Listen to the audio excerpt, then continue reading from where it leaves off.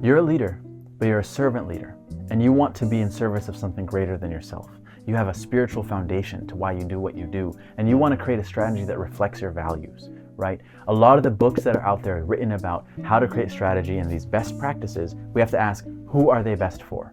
A lot of the times, who they're best for is for corporations, these giant companies that often don't really care about who they affect in doing what they do because their bottom line is just profit. And the unfortunate reality is the nonprofit structure is a corporate structure. And a lot of the times, especially the bigger the nonprofit gets, it ends up looking and operating like a corporation. Corporations are not natural, they're not human, they're not based in the heart. And so we have to find what are the best practices that are best for us, best for the grassroots or the community-led or community-oriented or startup style, agile evolutionary organizations. And that's what we're going to cover today. These are the principles that allow you to create a strategy that is adaptable, that is agile, that is led by the heart, and that will actually be able to adapt and grow with you and your team so that you can create the change that you want to see. If that's you, let's dive in. You're going to love it.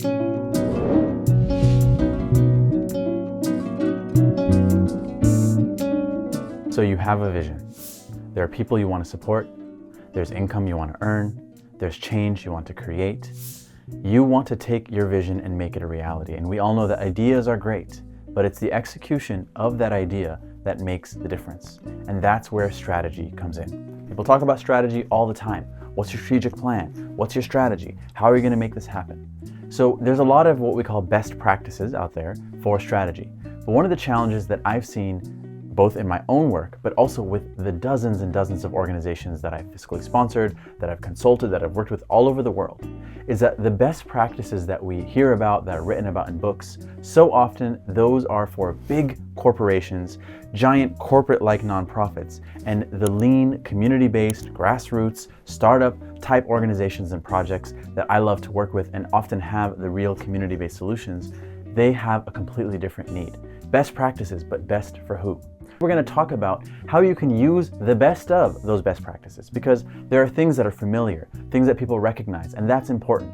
You do want to have things that are familiar. You don't want to come up with a completely new thing that no one's ever heard of, such that people can't understand it and get behind you, because the best idea is the one that people can get behind. It's the one that you can actually galvanize people around that's going to make the biggest difference. We're going to talk about these principles of strategic planning, of building a strategy, business plan, whatever you want to call it, for your project that is spiritually rooted, meaning it is rooted in the purpose, in the meaning, in the why of what you do, particularly for those of us who live in service of something greater than ourselves. And two is for those who are service-oriented. Right? So it's really about making a difference, not just about profit or kind of the bottom line, as they like to say. So the first principle is internal coherence. Internal coherence essentially means that as a leader or a leadership team or as an organization, you must pause and ask the big questions. What do we really want to see? What really matters to us? Why are we really here, and what is this really about? Okay, if you don't stop and pause to really answer those questions up front, you're going to find yourself having to stop, redo, revise everything that you do later in the game in order to get back in alignment. So it's important to pause, and sometimes this takes time. It can be uncomfortable. It can even bring up conflict if you're working with other people. But this is so essential that you, from the beginning, create what is called internal coherence, alignment on the why. Once you have that clear why, and you have to ask yourself sometimes, what is the life that I want to lead, right? And what do I need for my family? Just sometimes those material circumstances will force you to make certain decisions, but don't think that that's selfish. It's not necessarily selfish. It's actually that if you can sustain what you're doing and sustain yourself, then you're able to be in the game for the long run and you're able to make a difference sustainably. So don't pause on being able to make sure that you are taken care of in this vision. Because the other thing is sometimes life, the divine, God, puts certain circumstances in your life, certain limitations even, right? You have to take care of your family. Maybe you have to think about children more now. Or, you have to serve a certain community because that's where you live. But that's actually a sign, that's actually a guidance. That limitation is actually putting you on the path of what your greatest purpose is to be. See, as spiritually rooted people, we know that we have our ideas of what our purpose is and what we think we're supposed to do. But sometimes when we look at the signs around us and we actually let ourselves be guided, life will guide you to a place and to a mission and to a purpose that is much greater than you ever could have imagined. I know that's true for my life and so many people that I work with. So take the time to have that internal coherence. Now, what does this actually look like? The simplest way to get internal coherence is to create a vision statement. Now, you've seen vision statements on people's websites, a world where all the puppies are happy forever, or some kind of really big visionary pie in the sky thing. And I'm not going to say that's bad. That can be helpful for your branding and for your website. But what I'm talking about here is something very, very specific. This is a vision statement that says 1 year from now, 3 or 5 years from now, what does your organization, company, or project look like? What does it look like? What are we doing? How many people are here? What does the team look like? What does the impact look like? What results have we produced? What is the outcome? What does the money look like? And how does it feel? Meaning, what are our relationships like? How do I feel day to day working in this organization? You are creating a clear future statement, right? You have your current state and your future state. And then you can reverse engineer from what you have designed and what you have envisioned as that future state, and then say, well, what do we need to be a year out from that, and then a year out from that, until we've come to the present moment. So you create this vision statement and get internal alignment among all the decision makers and stakeholders, and that's how you get your initial internal coherence. Now note, this is a aspirational and inspirational statement. You are aspiring to something big, something great, something beyond what you think you can do. And it's also inspiring because it's like, wow, this is something that I really want. But it should also be realistic. We're not here to reach for the stars and land on a cloud, because clouds don't hold you, right? You want to really have a target and create something that you can really create a strategic plan that you can actually reach. So you're not going to say, I'm going to go from 0 to 10 million or 1 billion people, unless you actually have a pathway that you're going to reach that. So you have to find that balance between stretching too far and making a promise that you can actually keep, because you want to be able to trust your own word. You want to be able to make promises, score those promises, and it's even better to go above and beyond what you said you were going to do. So that is the first step, internal coherence, and one beautiful way to create that is a vision statement like the one I described. So when it comes to setting goals, really goals are all about two things: clarity and prioritization. And that's the second principle. It's clarity and prioritization. If you are clear on what's most important to you, which is what the vision statement did, then now you need to get clear on what are the things that when this is true, I know I have fulfilled the vision, right? So these are, once you've scored it, and a goal, you can think about like in soccer, when the ball hits the net, goal, right? A goal is not an intention. An intention is like, oh, I would like to help people.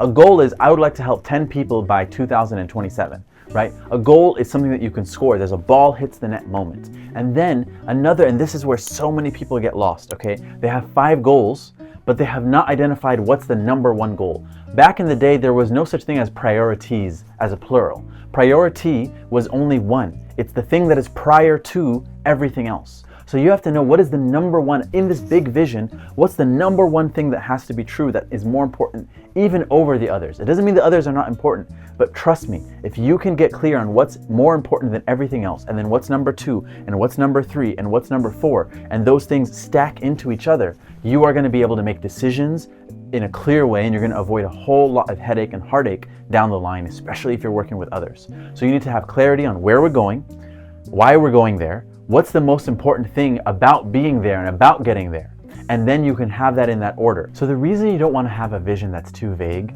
is because when it comes to making decisions, you're not going to actually have something to hold on to. The more specific and clear you can be, the more you are able to actually make decisions to say, well, this is more important than that. We have to choose from all the resources we have. We can only focus on 1 or 2, 3 areas. Then I'm going to choose this one because this is the one that actually is going to bring me to the end. It's the same with your goals. The more clear your goal is, and the more you know which goal comes first, second, or third, right, then you are going to be able to make decisions, because trust me, you do not have infinite resources. You do not have infinite time. But what you do have is the ability to make the decisions to do the most important thing. Some people say you can do it all, but you can't do it all at the same time. So you need to be able to sequence things out and say, well, this is the most important thing. We're going to do this first. Once we do this, we can do that, etc., etc. So the more clear you can be, the more effective you will be as a leader. Now, you've probably heard of SMART goals: specific, measurable, attainable, relevant, and time-based. And that is actually a really good rubric for helping you create your goals, right? So it's specific.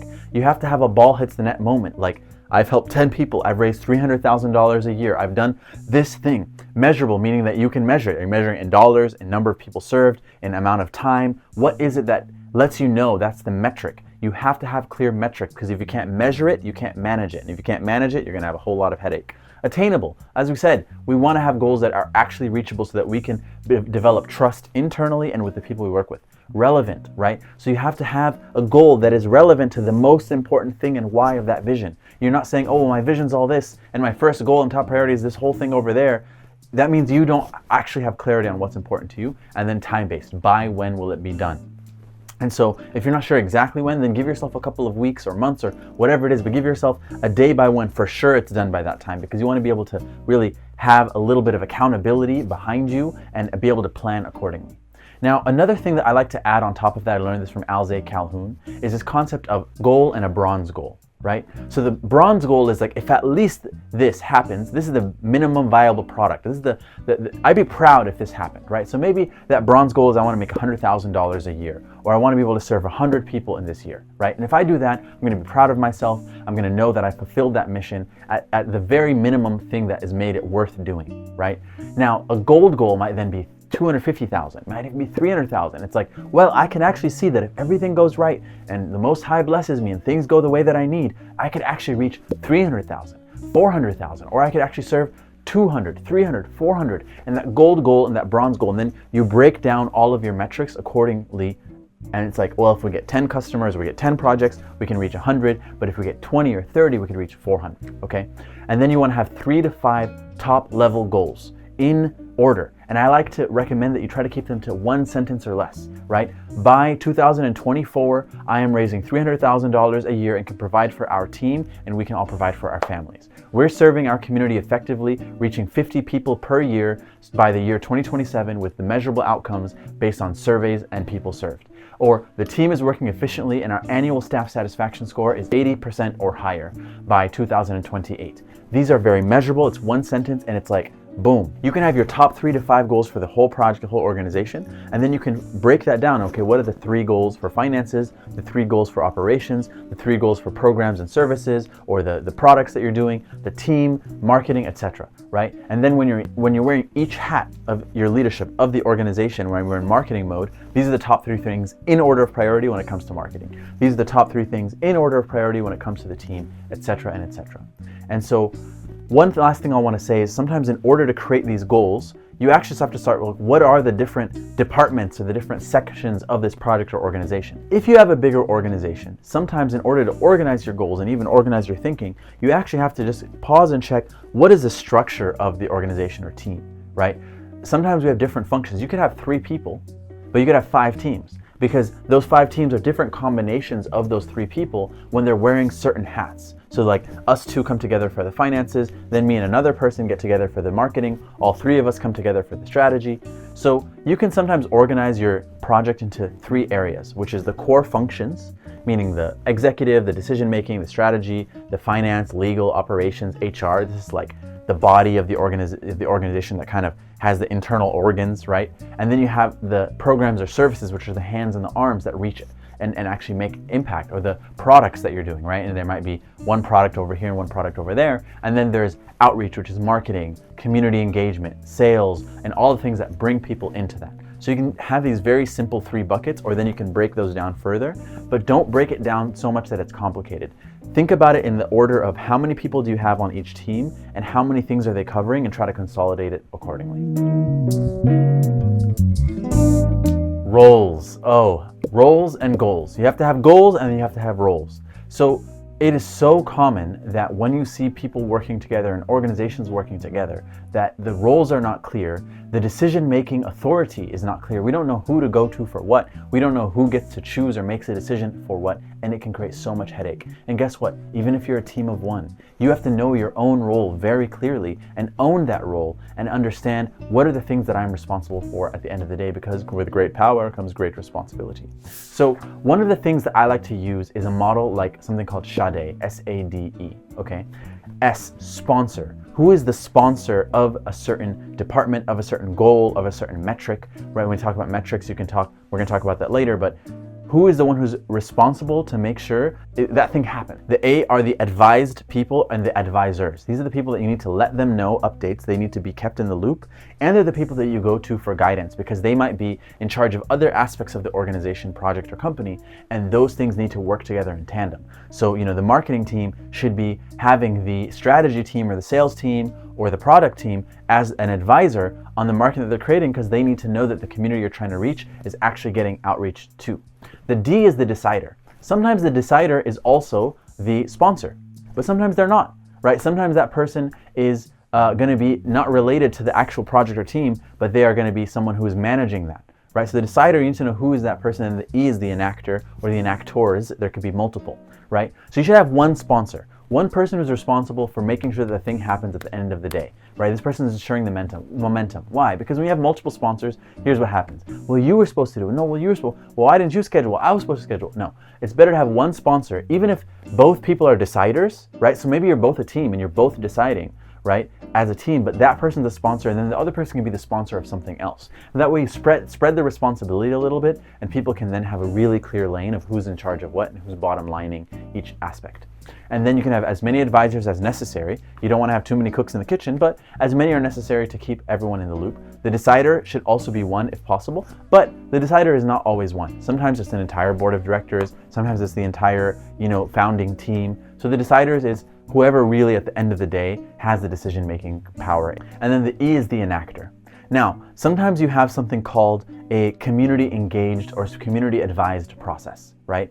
And that's really good. You can have a council, but it's often better to have the entire community, if you have a whole bunch of people, as advisors, and they're advisors that are really respected. But the final decision making on all these tiny little nitty gritty, you can't have too many cooks in the kitchen for those day-to-day nitty gritty decisions. You want to have a really clear set of goals that the community has weighed in on, but then you have the person who's executing, they need to have a certain level of freedom to act and to move. So in co-leadership situations or in community leadership situations, this is even more important and even more helpful because then you know who is going to be the one that can actually move things forward. You can't manage what you can't measure. Measurement and evaluation are so important for once you've set this beautiful goal and you have this clear plan and you know what you're going to do and you know who's doing what, right? You have roles and you have goals. You need to know what you are measuring and how you are measuring it so you can track your progress along the way, right? So every goal needs something called a key performance indicator or a KPI, with a single person who is responsible for that KPI. So a performance indicator is something that indicates how that thing is performing, right? So for example, if you have a KPI, a key performance indicator, for the impact you're having in your community, what is that 1, 2, or 3 things that if this is true, and the more true that it is, that's how we know that we're here doing what we're supposed to do, and if it's not, then we're not doing it. For example, right? You could have a program that's supposed to help people to get jobs, right? And it's building really great community and you're having amazing events and people are connecting and they have a beautiful sense of connection. And those are all really good things and you feel like you're making a lot of progress. But at the end of the year, you look back and you're like, wait, no one got a job, right? So in that situation, the key performance indicator is number of people hired through our program, right? Or the average change in income for the members of the community. You're going to determine what are the key performance indicators that's like, we know what we came here to do and we're doing that. Right? And that way you don't get distracted because there's going to be a lot of other things that are really exciting, but that's not the real thing that's telling you you're doing what you're here to do. This could be a number of attendees at events, right? So sometimes it's like, oh, we're going to have 10 events a year. We're going to have 50 events a year. But if each event has like 12 people, that could be amazing, actually. That could be huge. But if it has 2 people, and you're really trying to build like networks of community, then your performance indicator might actually be the number of attendees a year, right? You could have 3 events that have 500 people, but you could have 50 events that have 2 people, and what is the actual number at the end of the day? And you need to know, is it about depth or is it about breadth? You have to actually understand, based on your goals and your impact, what is the key performance indicator. Another example could be the number of people served or the quality or the feeling of service from a satisfaction survey from your community, right? And then it could be something like marketing, number of views, number of clicks, number of interactions, or number of people that actually sign up from that. So you want to set up a system right? You need to actually have a system not just to track that information, but to then go and check that information, to revise that information, to go and ask people to give you that survey, and then to make decisions from that so you can course correct. Every year, once a year, I think is way too long. You just need to know the general direction of where you're going, so that way, even if you fall, you're falling forward. And even if you fail, you're failing in the right direction, okay? So the first thing is that it does not need to be perfect. In fact, I like to think that the more perfect you try to make it, the more you get stuck in analysis paralysis, right? So perfectionism is not the culture that you want to create in your organization. A better way is called something that is safe to try and good enough for now.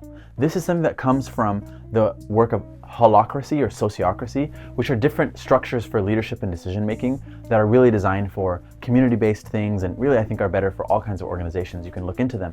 But safe to try means, is this plan safe to try, right? Because our brain is automatically always looking for flaws and how things could be bad or broken. So if you can at least, is it safe to try and is it good enough for now, then you can go in and experiment and try things out and then tweak as you go. Because I just heard someone say in a conversation I just had today where he said, we're all gonna get a lot smarter by feeling really dumb. I'm gonna be guided along the way is so key. So be considerate and wise, right? Don't be reckless. You know, I've made the mistake of just fail fast, right? Like startups, you know, this culture of just go and fail fast and just try things. And, you know, they're not really thinking about the people that they impact along the way. You do need to be considerate enough to make sure that you're not harming anyone as you go, but you have to find the balance of then not being so careful that you're not making any progress and you're letting perfectionism stop you from even starting. And so that way you know that your strategy is really a living document. Right? You have a relationship with your strategy. You are tweaking it every quarter, every 3 months, as the seasons change, as you're doing your measurement and evaluation with Principle 4, and then you can make something that is alive and is agile and is evolutionary and adaptable to what you're doing as you go. So one of the biggest mistakes people make with strategy, especially at the beginning of their leadership journey, right, or their organizational entrepreneurial journey, is there's so much in their head with this beautiful vision, and it's often a very beautiful vision, that they're not in touch with reality. And what in touch with reality generally means is in touch with the community, or if you're an entrepreneur, in touch with the market, right? So they want to like have this huge vision. It keeps getting bigger and bigger and bigger and has so many parts, and there's all these branches off, the sub-products of how they're going to do it, and they're going to be international, whatever. And they don't actually have something simple enough to start, right? You can kind of think of it as your vision lives in visionary reality, right? It lives outside of the physical realm, and you need to pull it from the physical realm into the, from the visionary realm into the physical realm. But it has to cross this threshold, this membrane, this veil, and in order to pierce that veil, it needs to have a sharp tip and point. You need to focus that big, beautiful vision into what's the tiniest little sharp point that can pierce through and actually enter into this realm. And so that is why you need to have an MVP, a minimum viable product. What is the simplest version of this thing that's worth even doing? And that is the thing that you will get started on. That allows you to learn. You're going to see how the community reacts to it. You're going to see and then they're going to change things. You're going to adapt it as you go. So that's one of the biggest things. Another big lesson in learning is that people feel that they need to be certain about everything. They need to have this confident, right? But I really think that you need to actually have trust, right? You're not going to have confidence comes and goes. Confidence is like air. It's like an emotion. It's a feeling. Sometimes you're happy, sometimes you're sad, sometimes you're confident, sometimes you're not. People think, Mazin, you're so confident. I actually just have trust. I trust myself to an extent, right? I trust that I figured it out in the past and I'll be able to figure it out today. But more than anything, I have trust in the higher power, in God. That's what I call it, but you can call it Allah, call it whatever however you relate to the divine. But I trust that I've survived this long, right? And it's all worked out for me. And so that doesn't mean I haven't had my traumas and I haven't, lost my mom. And I've had all kinds of things that I've gone through. But I'm here, I'm alive. I'm not dead, I'm not starving, and I'm not dying of thirst. And the fact that you are alive means that you've been taken care of, at least enough to be here right now, using this device, having the wealth to have this resource, to even be thinking about starting a business and being an entrepreneur. Like, we are so blessed. So you have to have trust, and you also have to be able to have trust in your community, trust in, the team that you have around you, right? And if you can't build that trust, then it doesn't matter how confident you are. So trust is something that you can actually work on. It's something you can actually build. If you want to build trust in the Most High or in the divine or whatever you call it, then you can do that through your practice. If you want to build trust in your team, you can do that through relationship. And if you want to build trust in yourself, you can do that through practicing what you're doing or building your skills. But once you have trust, then you don't need to be certain about everything, and it'll naturally build a sense of confidence. So whenever you come with a challenge, it's like, well, have I dealt with hard things before? Have I overcome obstacles in the past? Yes. So then who am I to say that I wouldn't be able to do it? That's it. Trust.